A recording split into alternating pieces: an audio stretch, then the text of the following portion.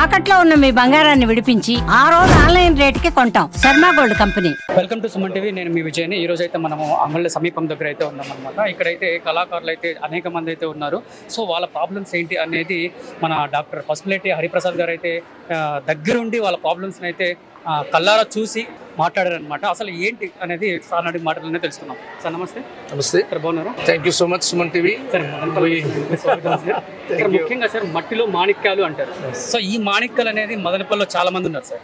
So మట్టితోనే మాణిక్యాలుగా తయారు చేస్తున్నారు. So ఇలాంటి కళాకారులకి మీరు ఎలాంటి చేయూత ఇస్తున్నారు సార్? ఇక్కడికి రావడం నేను ఆ భగవంతుడు ఇచ్చిన అనుగ్రహంగా భావిస్తాను. ఏదైతే పవన్ కళ్యాణ్ గారు ఈ పదవి ఇచ్చిన తర్వాత ఈ పదవిలో ఆయన తీసుకోవడానికి ముఖ్య కారణమే హస్తకళలు. మనం పవన్ కళ్యాణ్ గారి ఆఫీస్కి వెళ్తే అక్కడ ఆయన ఒక పెద్ద షోకేస్ పెట్టారు. దాంట్లో మన రాష్ట్రంలో ఉన్న దాదాపు 38 రకాల డిఫరెంట్ కళాకారులు తయారు చేసిన వస్తువులన్నీ కూడా అక్కడ ఎగ్జిబిట్ చేస్తున్నారు. దాంట్లో ఆయన ఆఫీస్లో, షోరూంలో. అంటే దానివల్ల కళలపై ఆయనకి మక్కువ ఎంత, ఈ కళాకారులని మనం ఎలా కాపాడాలనే ఒక ముఖ్య ఉద్దేశంతో పవన్ కళ్యాణ్ గారు ఈ హస్తకళల్ని జనసేనకు తీసుకుని దానికి చైర్మన్గా నన్ను నియమించిన రోజు ఆయన చెప్పిన ఒకే ఒక మాట, ఇది బాధ్యత, మనం కళలను కాపాడే బాధ్యత నీకు ఇస్తున్నాను. కళాకారులని కాపాడాలి, అంతరించిన పోతున్న కళలన్నీ కూడా మనం అండగా నిలబడాలి. దాదాపు ఆదివాసుల దగ్గర నుంచి ఇలా అంగళ్ళు, టెర్రకోట, మాధవమాల చెక్క వర్క్స్, అలాగే అహోబిళంలో రాతి శిల్పాల కళాకారులు, ఏటికొప్పాక చెక్క బొమ్మలు, ఆదివాసీ పెయింటింగ్స్, ఇలా మన రాష్ట్రంలో కలంకారీ, నేను మన శ్రీకాళహస్తిలో వెళ్ళాను, కలంకారీ పెయింటింగ్స్ వరల్డ్ ఫేమస్ ఇప్పుడు అవుతున్నాయి. ఇటువంటి హస్తకళలన్నింటినీ కూడా ముందుకు తీసుకెళ్ళాలి. ఈ కళాకారులను కాపాడితే 2 రకాల ముఖ్యమైన బెనిఫిట్స్.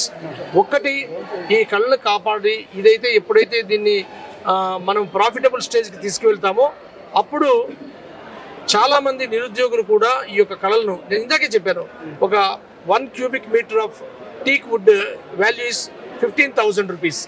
ఒక కళాకారు చేతితో అది అద్భుతమైన కృష్ణుడి బొమ్మనో, ఒక అందమైన యువతి బొమ్మనో తయారైతే 1,50,000.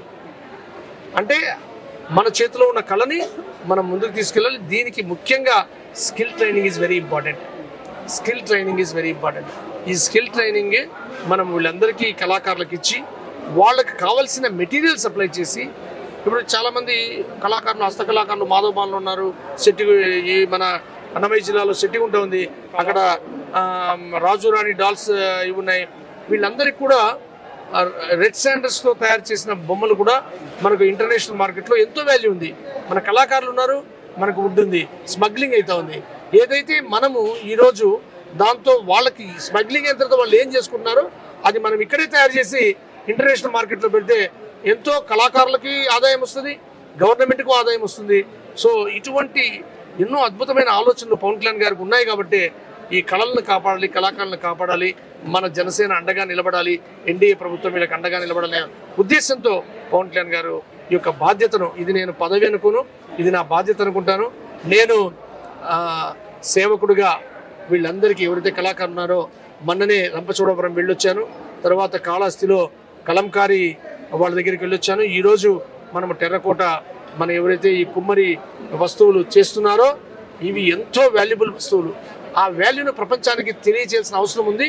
ఆ ప్రమోషన్కి ఖచ్చితంగా పవన్ కళ్యాణ్ గారి యొక్క సపోర్ట్ తీసుకొని ప్రమోషన్లో ఎప్పుడైతే మనం ప్రమోషన్ చేస్తామో, ఈ రోజున ప్రమోషన్లో క్లిక్ అయిపోతే ఆటోమేటిక్గా మనమేం we are not promoting any wrong thing, we are exactly telling what exactly is the value of this food cooked in this vessels.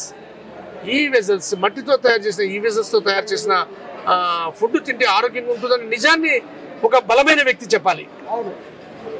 బౌద్ధ మతాన్ని ప్రచారం ఎవరు చేశారు? బలమైన అశోకుడు చేశారు.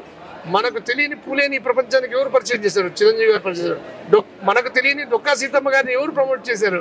పవన్ కళ్యాణ్ గారు పైకి తీసుకొచ్చారు. అలాగా ఈ కళలని ప్రమోట్ చేయడానికి పవన్ కళ్యాణ్ గారు చేయూతనిస్తే ఖచ్చితంగా ఈ పదవికి నేను 100% న్యాయం చేయగలుగుతానని ప్రత్యేకంగా సుమన్ టీవీ వారు ఇంత దూరం వచ్చి మీరు ఈ కళాకారులకు support, you have come not for the publicity and all, you have come for a responsible job here today.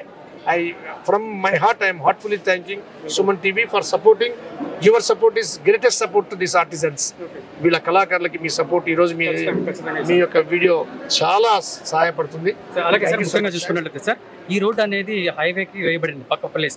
So ఇక్కడ చూస్తున్న కళాకారులందరూ ఒక సమస్యతో బాధపడుతున్నారు. మాకు మార్కెటింగ్ జరగలేదు, వెహికల్స్ అన్ని అటు పక్క వెళ్ళిపోతున్నాయి, ప్రజలైతే ఇటు పక్క రావడం లేదు అంటున్నారు. సో ఇలాంటి వాళ్ళకి మార్కెటింగ్ డెవలప్ అవడానికి మీరు ఎలాంటి భరోసా ఇస్తారు? నేను ఒక క్రాఫ్ట్ విలేజ్ అని ఒక సెంట్రల్ గవర్నమెంట్ ఫండింగ్ ఉంది, అంటే అది ఒక క్రాఫ్ట్ విలేజ్ తయారు చేస్తారు. దాంట్లో వీళ్ళు మెటీరియల్స్ వీళ్ళ ప్రోడక్ట్స్ తయారు చేసుకోవడానికి ఒక పెద్ద షెడ్ ఉంటుంది. తర్వాత వీళ్ళందరూ కూడా నివసించడానికి కూడా ఒక హౌసెస్ లాంటివి ఉంటాయి. తర్వాత వీళ్ళు మార్కెట్ చేసుకోవడానికి ఒక ప్లేస్ ఉంటుంది, కుకింగ్కి ఒక ప్లేస్ ఉంటుంది. అలాంటిది క్రాఫ్ట్ విలేజ్ ఒకటి శ్రీకాళహస్తి దగ్గర మొదలు పెడితే మన వైఎస్ఆర్సీపీ ప్రభుత్వంలో దాన్ని ఆపేశారు, దాన్ని దోచేసి ఆపేశారు. దాన్ని మళ్ళీ ఇప్పుడు కంప్లీట్ చేయబోతున్నాం. అటువంటి craft village will be sanction by the central government.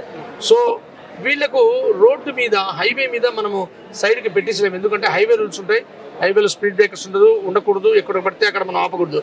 ఈ హైవేకి ఆనుకొని మనం ఒక బ్యూటిఫుల్ క్రాఫ్ట్ విలేజ్ తయారు చేసుకున్నాం అనుకోండి, వచ్చిన ప్రతి వెహికల్ కూడా అక్కడ లోపలికి వెళ్తుంది.